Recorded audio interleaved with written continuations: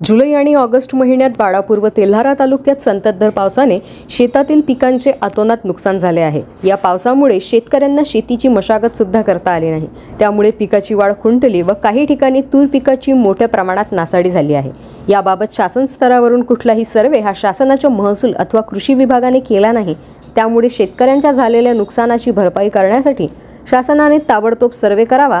हा सर्वे न झाल्यास अन्यायग्रस्त शेतकरी आपापल्या शेतात समाधी आंदोलन करतील, असे निवेदन शेतकरी पुत्र गोपाल पोहरे यांच्या नेतृत्वात आज बाळापूर तालुका उपविभागीय अधिकारी व तालुका कृषी अधिकारी यांना देण्यात आले। यावेळी बहुसंख्य शेतकरी उपस्थित होते। यावर्षी जून-जुलै महिन्यात मोठ्या प्रमाणात अतिवृष्टीमुळे बाळापूर तालुका तसेच तेल्हारा तालुक्यात नुकसान झाले आहे।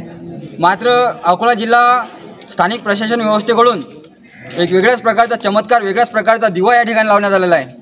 बाळापूर तालुका आणि तेल्हारा तालुक्यात नुकसान झालं नाही असा अहवाल त्या ठिकाणी प्रस्तुत झालेला आहे।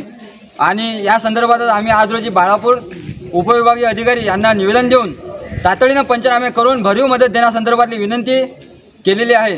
जर पुढील 8 दिवसाच्या अंतर यावर कुठल्याही प्रकारची कारवाई न झाल्यास नुकसानग्रस्त शेतात समाधी आंदोलन करण्यात येईल। त्या संदर्भातलं निवेदन आज बाळापूरचे तहसीलदार आणि उपविभागीय अधिकारी यांना सादर करण्यात आले आहे।